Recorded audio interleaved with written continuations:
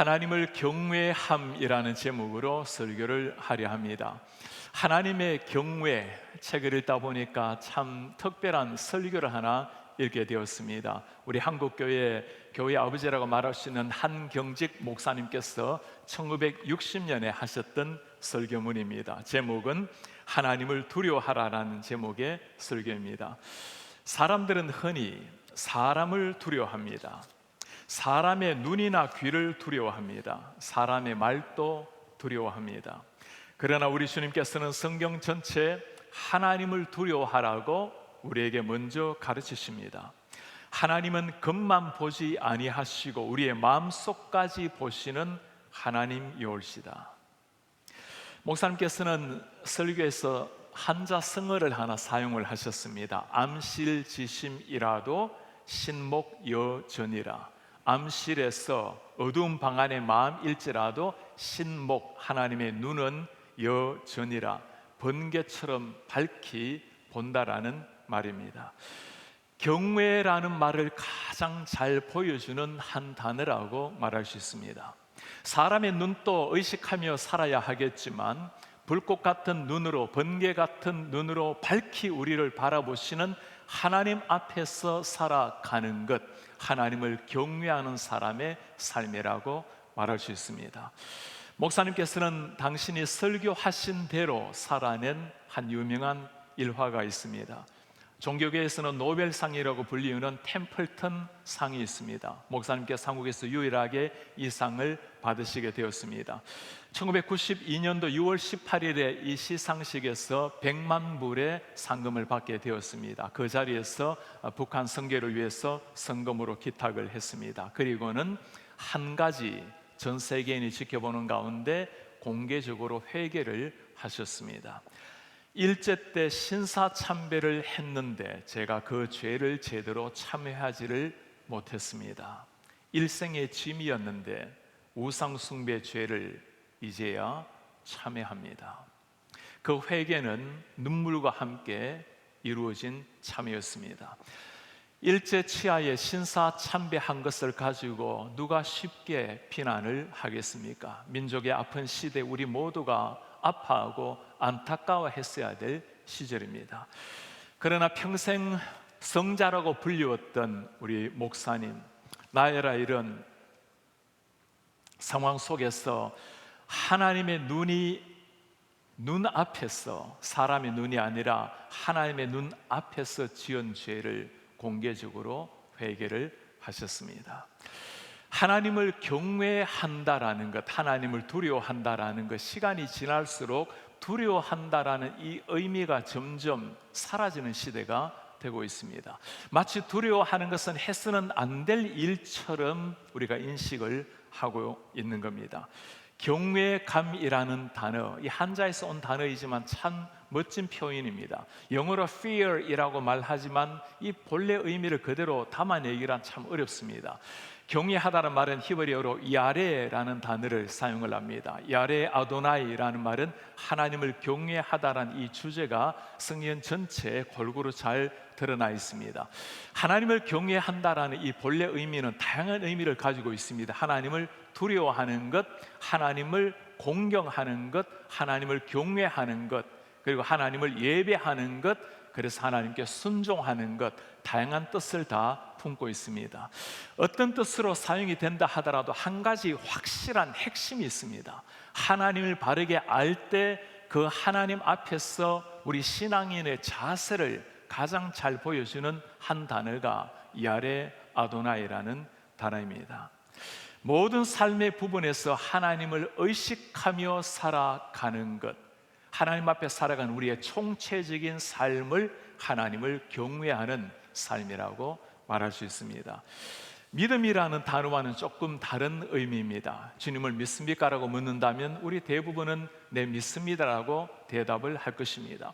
하나님을 경외하며 살아갑니까? 라는 질문에는 그렇게 쉽게 답하기가 어렵습니다. 매 순간 하나님을 의식하며 그분을 존중하며 그분의 말씀에 순종하며 경외하며 살아가는 인생, 우리가 하는 말을 돌아보면 내가 정말 하나님을 경외하는지를 판가름할 수가 있습니다. 우리가 하나님 앞에 말할 때, 기도할 때 누가 한 단어라도 함부로 말하겠습니까? 사람에게 말할 때는 마치 하나님이 듣지 않으시는 것처럼 말할 때가 많아요. 사도 바울이 하나님 앞에서 변화된 우리 한 사람을 향해서 하시는 말씀입니다. 누구든지 일을 하든 말을 하든 예수 그리스도께 하듯 하고 하나님께 하듯 하라. 하나님을 향해서 말씀을 하거나 하나님이 주시는 일을 하는 것처럼 여긴다면 우리의 언어 생활, 우리의 행동은 굉장히 달라지게 될 것입니다. 누가 이렇게 하나님을 진실하게 경외할 수 있는 사람일까요? 하나님을 정말 아는 사람입니다. 전능자 하나님께서 지금도 번개처럼 환하게 내 자신을 들여다보고 계신다라는 것, 그분은 엄한 눈으로 들여다보시는 것이 아니라 사랑스러운 눈으로 기대감에 찬 아들을 바라보는 아버지의 심정으로 나를 지켜보고 계신다고 생각하면 그때 나오는 모든 삶의 체계가 경외라는 단어로 압축이 될 수가 있는 겁니다. 코로나 사태를 보내면서 참 안타깝게 우리가 예배하고 살아가지만 한 가지 참 감사한 일이 있어요. 이제는 우리가 공동체가 함께 주님 앞에 나와서 함께 예배하고 함께 봉사하다 보니까 내 개인의 신앙을 진실하게 들여볼 만한 여유가 없을 때가 있었습니다. 이제는 모두가 개인적으로 아내 남편이 함께 개인적으로 하나님 앞에 깊이 나아가야 될 때가 된 겁니다. 내 신앙이 어떤 신앙인지 아무도 보지 않을 때 나의 진짜 모습이 어떤 모습인지를 들여다볼 수 있는 기회가 생겨난 겁니다.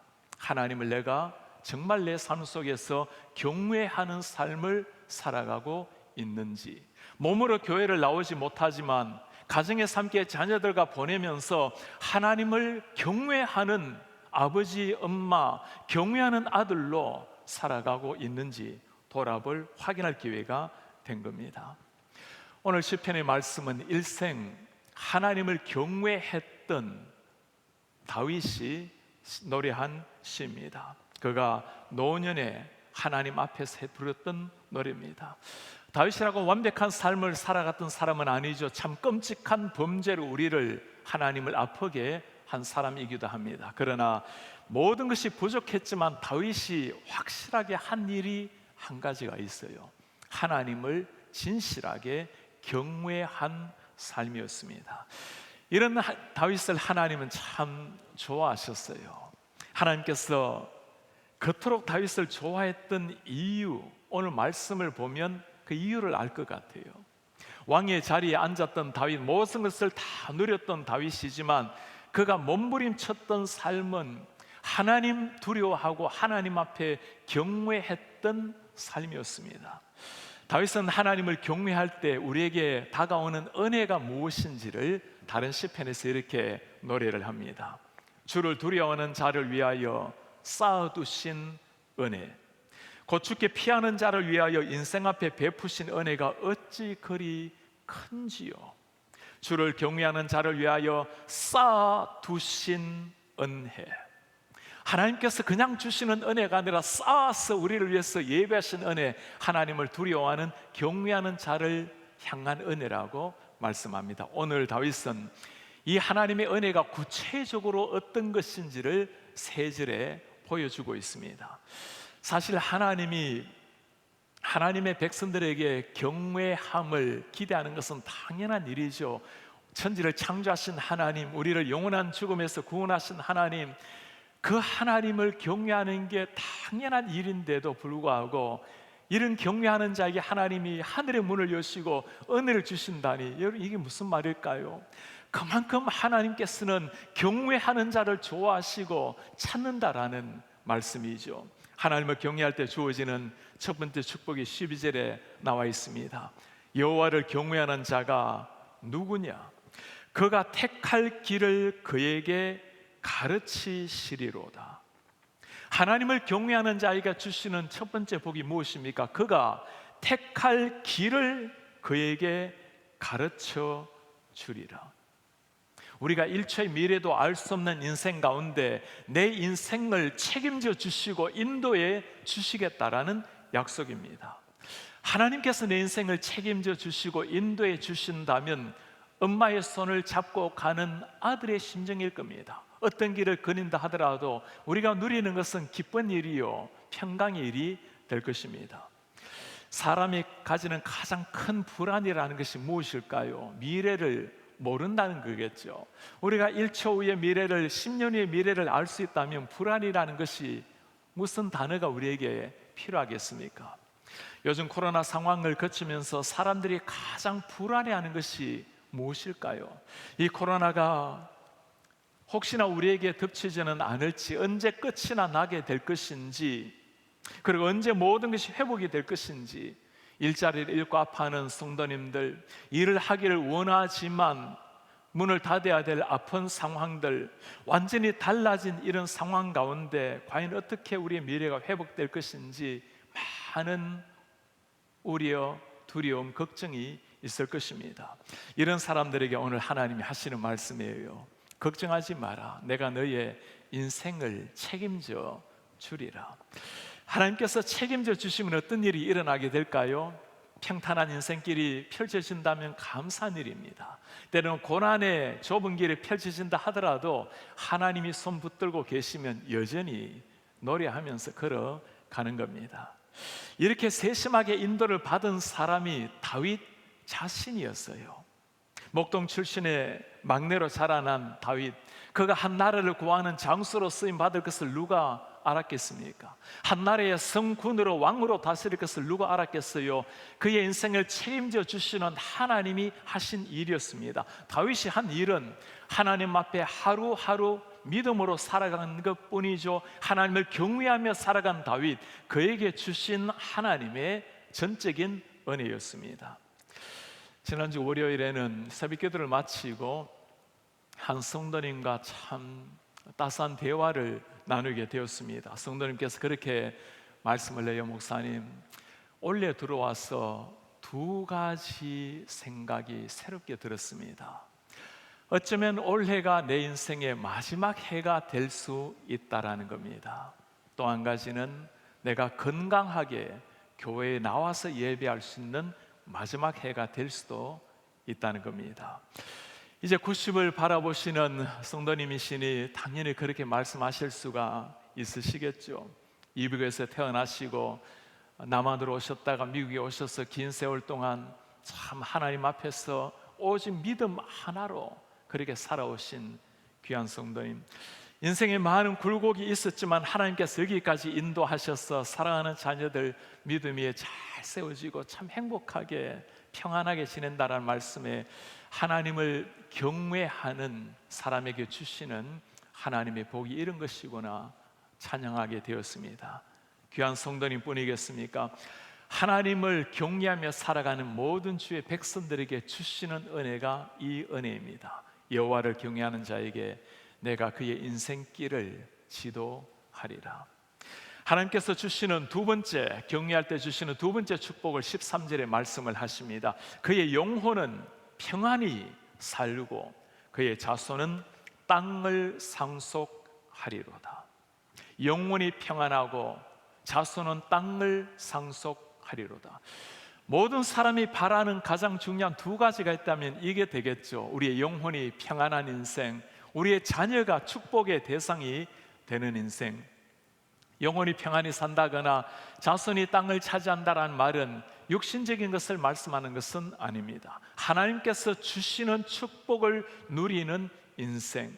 아무리 재물이 풍부하고 건강하다 하더라도 심령에 마음의 평안이 있어야 진짜 행복한 겁니다. 아무리 우리가 모든 걸 누린다 하더라도 자식이 아프면 우리도 아픈 겁니다. 마음이 평안하고 자식이 하나님의 복을 상속하는 인생. 영혼의 평안, 지금 이 평안을 다윗이 노래한다라는 게 참 놀랍습니다. 다윗의 삶은 어릴 때부터 왕이 되었어도 그렇게 평안을 누릴 만한 삶은 아니었습니다. 오늘 2절의 말씀에도 그렇게 상황을 말씀을 해요. 나의 하나님, 내가 주님께 의지합니다. 나를 부끄럽지 않게 해주십시오. 왜 그래요? 나의 원수들이 나를 이겨 개가를 부르지 못하게 하소서. 외적으로 원수들에게 둘러싸여서 늘 고난 속에 있었던 다윗이었습니다. 죽음의 위협 속에서 아파했던 그 아둘람 동굴의 다윗의 고백을 우리가 다 기억을 하지 않습니까?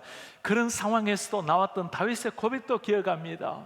하나님이여, 내 영혼이 확정되었고 확정되었사오니 내가 새벽을 깨워 하나님께 감사하고 찬양하리로다. 다윗이 한 일은 더 좋은 환경을 만들기 위해서 몸부림치는 것이 아니었습니다.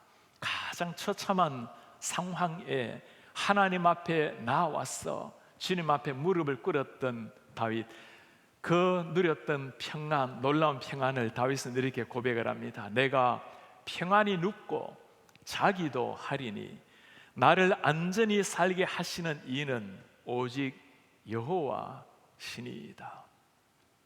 전쟁의 상황, 위기의 상황에도 평안히 눕고 평안히 자고 평안히 일어나는 한 사람의 모습, 하나님이 하시기에, 함께 하시기에 누렸던 평안입니다. 우리 성도님들 꼭 이것 한 가지는 기억을 하시기를 바랍니다. 우리 인생의 때로는 화려한 꽃길같이 펼쳐질 때도 있을 것입니다. 감사한 일입니다. 그러나 고난의 인생길, 생각지 않는 인생길 왜 없겠습니까? 그때도 똑같은 게 있어요. 달라지지 않는 게 하나 있습니다. 하나님이 함께 하신다라는 것, 사방이 다 막힌다 해도 하나님 앞에서 살아가는 사람, 그들이 누리는 것이 상황과 관계없는 평안이라고 말씀하는 겁니다. 언젠가 우리에게 육신마저도 힘을 잃을 날도 올 것입니다.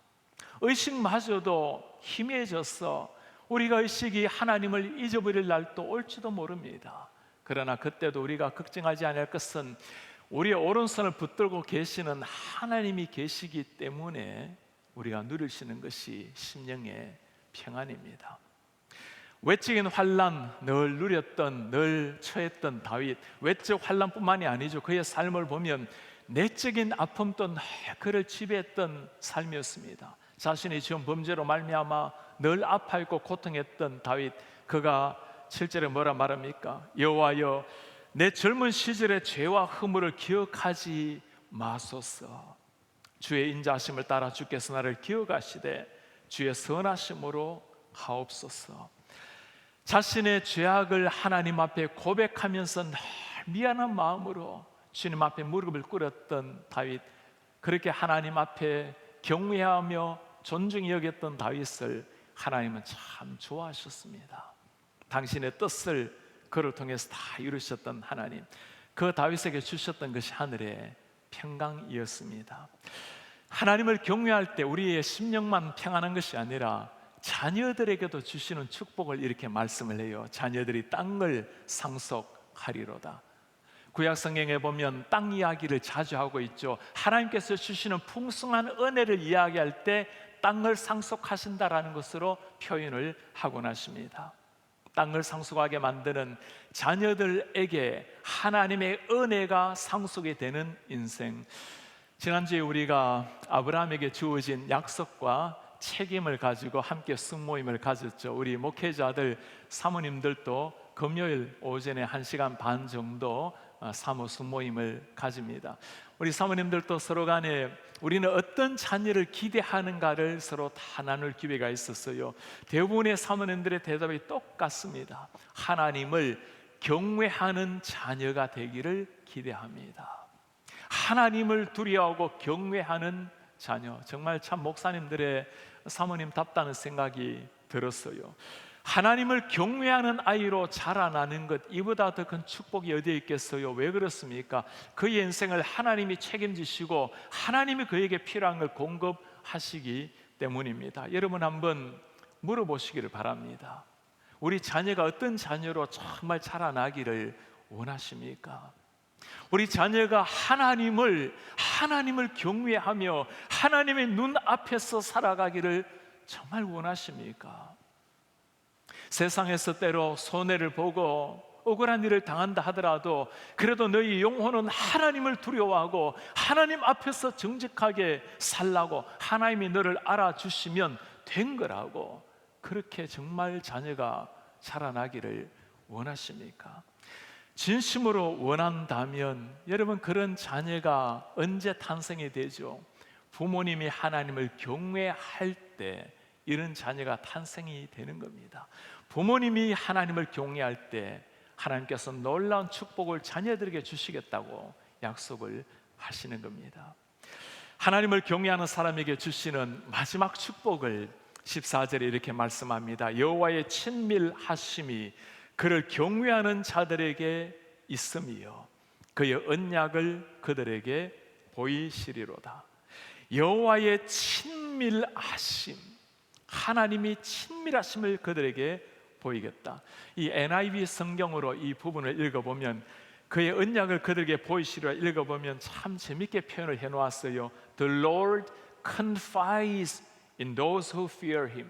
하나님께서 그를 경외하는 자들에게 confide, 자기 자신의 비밀을 그대로 말해주리라. 이 confide라는 단어를 사전에 찾아보면 참 재밌는 설명이 나와 있습니다. Tell someone about a secret or private matter while trusting them not to repeat it to others. 다른 사람들에게 알리지 않을 것을 믿고 비밀이나 개인적인 것을 살짝 말해주는 것. 여러분, 어떤 상황인지 지금 이해가 되십니까? 하나님께서 우리에게 살짝 하시는 말씀이에요. 너에게만 말하는 거야.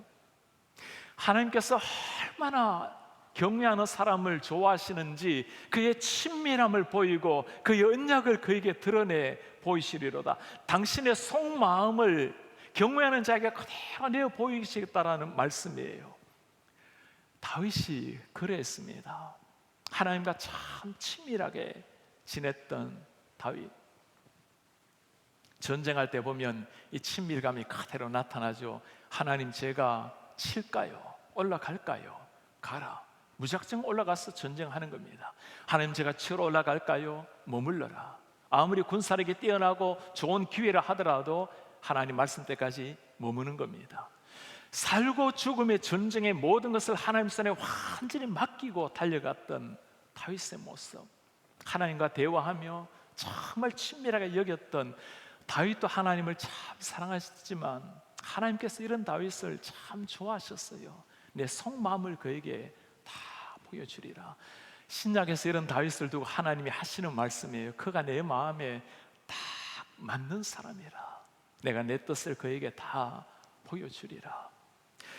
오늘도 하나님 이런 사람을 찾고 계십니다. 하나님의 역사는 사람을 통해서 이루어 가시죠. 하나님 마음에 딱 드는 사람, 하나님이 뭔가 당신의 속마음을 다 말해주고 싶은데 그 통로를 주님이 찾으시는 거예요. 1981년도에 아카데미상 4개를 받았던 우리에게 잘 알려진 불의 전차 Chariots of Fire 영화를 여러분 기억하시죠? 1924년 파리 올림픽에 에릭 리더를 실화를 그린 영화입니다.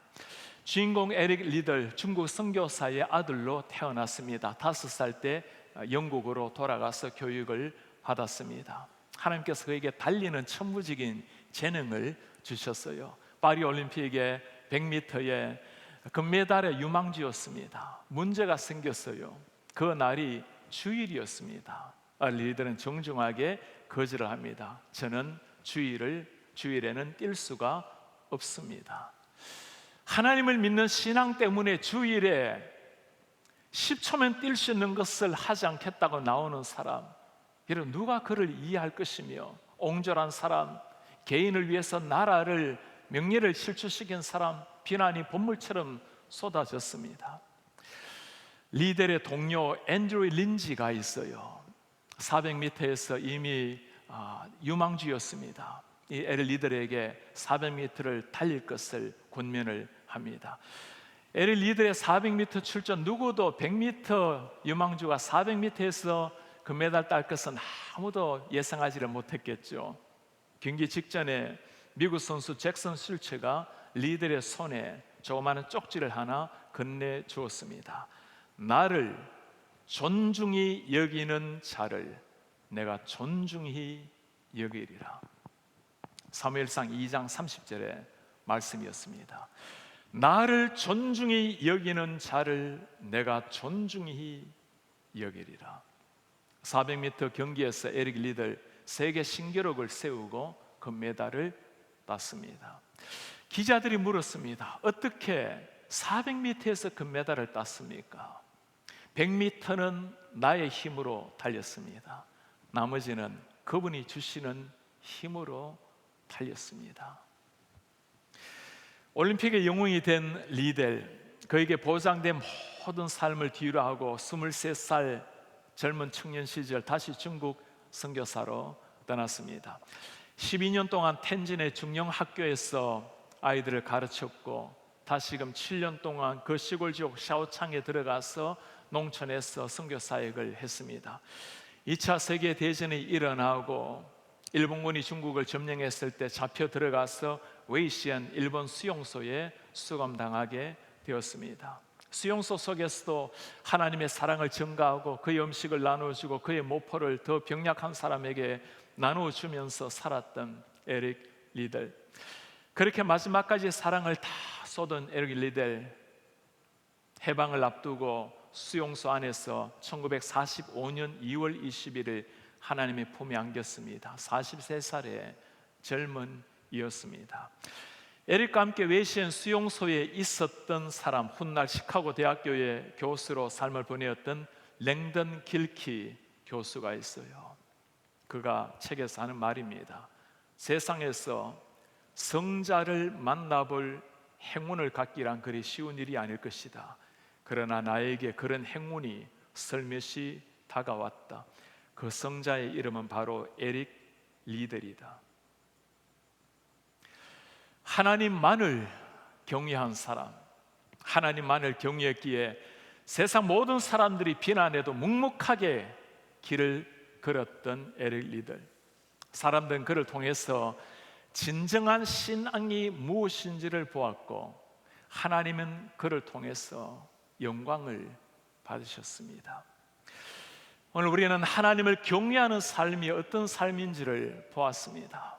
하나님을 두려워하고 하나님을 존중히 여기고 하나님을 경외하고 하나님께 예배하고 그러하게 하나님의 말씀에 철저하게 순종하며 살아가는 하나님을 경외하는 사람, 내일을 알 수 없는 삶에 우리에게 우리의 길을 인도하시겠다고 약속하신 우리 하나님, 환난 많은 세상 속에서 우리의 영혼을 평안케 하시겠다고 하시는 하나님, 우리 자녀들을 책임져 주시겠다고 아름다운 신앙의 유산을 그의 축복으로 남기시겠다고 약속하시는 하나님, 너무나 우리를 좋아하셔서 당신의 속마음을 다 드러내 보이시겠다고 말씀하시는 하나님, 경외하는 자에게 주어지는 놀라운 은혜입니다.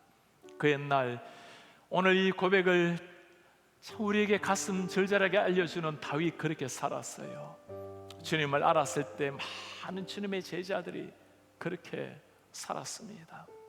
우리 성도님들, 한번 주어진 인생에 하나님 앞에 살아가는 인생, 주님을 경외하며 매 순간 주님을 의식하며 말하고 행동하는 삶 되기를 바랍니다. 우리의 삶을 통해서 주님이 기대하시는 게, 주시고자 하는 은혜가 이거예요. 누가 이런 은혜를 누릴 사람이라고 말씀하시죠? 나를 존중히 여기는 자를 내가 존중히 여기리라. 우리도 그렇게 살아내고 우리가 하나님을 경외함으로 이 놀라운 하나님의 축복이 우리 사랑하는 자녀들에게도 상속되는 이런 하나님의 사람들 되시기를 주님의 이름으로 축복합니다. 오늘 말씀을 기억하시면서 함께 우리 찬송하며 기도하는 시간을 갖도록 하겠습니다. 우리 자리에서 다 일어나셔서 내 영혼의 그 깊은 데서 맑은 가락이 울려나네, 하늘 곡조가 언제나 흘러나와 내 영혼을 고이사하네. 평화로다 하늘 위에서 내려오네. 그 사랑의 물결이 영원토록 내 영혼을 덮으소서. 내 영혼의 그 깊은 데서 맑은 가락 울려나네. 맑은 가락이 울려나네. 하늘 곡조가 언제나 흘러나와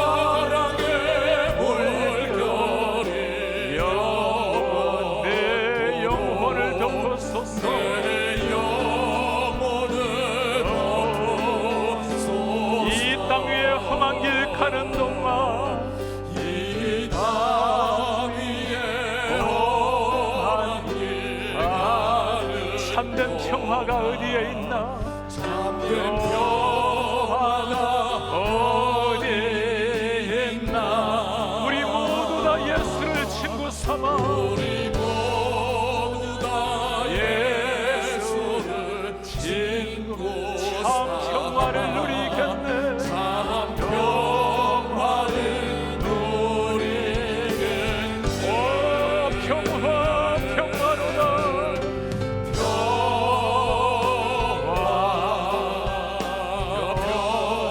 하늘 위에서 내려오네. 하늘 위에서 내려 사랑의 물결 영원토록 그 사랑의 물결이 영원토록 내 영혼을 덮으소서. 하나님을 경외하는 사람, 하나님을 의식하며 말하고 행동하며 생각하고 내 삶 체계를 하나님 앞에 살아가는 사람, 하나님을 경외하는 사람에게 주시는 하나님의 놀라운 축복을 보았습니다.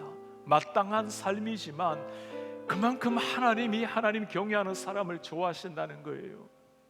우리의 갈 길을 인도하시는 하나님, 영원히 편하고 사랑하는 자녀들에게 땅을 상속하는 놀라운 신앙의 축복을 계승하게 만드는 은혜, 얼마나 하나님이 좋으셨으면 내 속마음을 너에게 보이리라. 우리 사랑하는 성도님, 하나님의 눈을 의식하지 않으면 우리는 내 자신의 생각대로 사람의 눈을 의식하며 살아갈 수밖에 없는 사람들입니다. 우리 주님 앞에 기도하기를 원합니다. 주님, 제가 땅 위에 발을 디디고 서 있지만 나를 불꽃 같은 눈으로 바라보시는, 번개처럼 환하게 나를 바라보시는 주님과 눈을 마주한 채 살 수 있도록 도와주시옵소서. 믿음의 선배들이 걸어간 그 하나님을 경외하는 신앙, 하나님을 두려워하되 하나님을 사랑하고 하나님을 경외하되 하나님 앞에 무릎을 꿇고 존중히 여기고 하나님 앞에 예배하며 순종하며 살아내는 인생, 주님 우리가 그렇게 살아가게 하시고 우리의 삶을 통해서 우리의 자녀들도 그렇게 살아내게 하시고 이 모든 축복이 강물처럼 흘러가는 우리 가정, 우리 자녀들 될 수 있도록 주의 은혜를 도와여 주시옵소서. 주님이 이 땅의 모든 하나님의 백성들이 이 하나님을 진실하게 두려워하게 하시고 하나님을 경외하며 하나님 앞에 진정한 예배를 드릴 수 있도록 은혜를 도와여 주옵소서. 주님을 모르는 이 땅의 수많은 사람들, 하나님이여 이 코로나 바이러스로 말미암아 우리의 창조주 하나님을 다시금 깨달을 수 있도록 저들의 영의 눈을 열어 주시옵소서. 하나님이 받으셔야 될 경배를 우리 모두가 경외함으로 드릴 수 있도록 주의 은혜를 도와여 주옵소서. 우리 한 목소리 주님 앞에 기도하겠습니다. 오 하나님 아버지,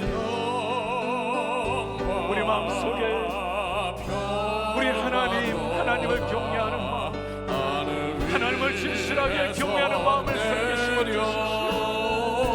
우리 하나님 아버지 주님을 너무나 사랑하기에, 우리 하나님을 너무나 사랑하기에 하나님 앞에 무릎을 꿇고 경외하게 하시고 경외하게 경배하게 하시고 경배하게 하나님의 말씀에 순종하며 살아내는 이런 하나님의 사람들 되게 하옵소서. 우리가 그렇게 살아감으로 자녀들을 그렇게 세워낼 수 있도록 주님 은혜를 도와여 주시옵소서. 오 하나님 그렇게 우리를 인도하여 주십시오. 하나님아 우리 한 사람 한 사람이 그 경외함으로 주님 앞에 서게 하시고 하나님 세계 일방의 하나님의 백성들이 진실로 하나님을 경배하며 경외하게 도와주십시오. 오 하나님 온 백성 온 세상의 사람들을 통하여 주님의 영광을 받으시옵소서. 오 하나님 주님 영광을 받으시옵소서. 우리의 창조주요 구원자 되신 존귀하신 하나님,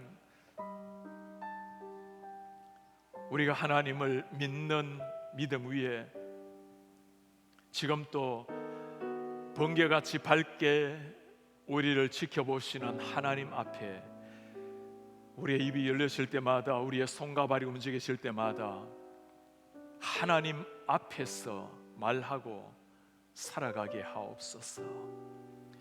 마땅한 삶이지만 주님께서 너무나 좋아하셔서 주시는 그 놀라운 축복.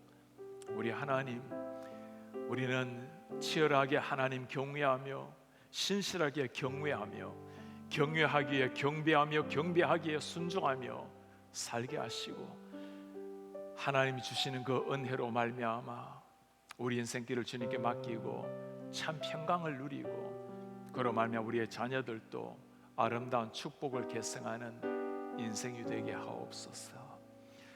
주님, 그렇게 우리가 주님과 참 친밀하게 살기를 원합니다. 언젠가 주님 앞에 서게 되는 날, 주님 우리에게 겉으로 다가오셨는데 우리도 주님 만날 때 낯설지 않도록 땅 위에서 주님과 친밀한 교제하다가 우리가 다 주님 앞에 서게 하옵소서.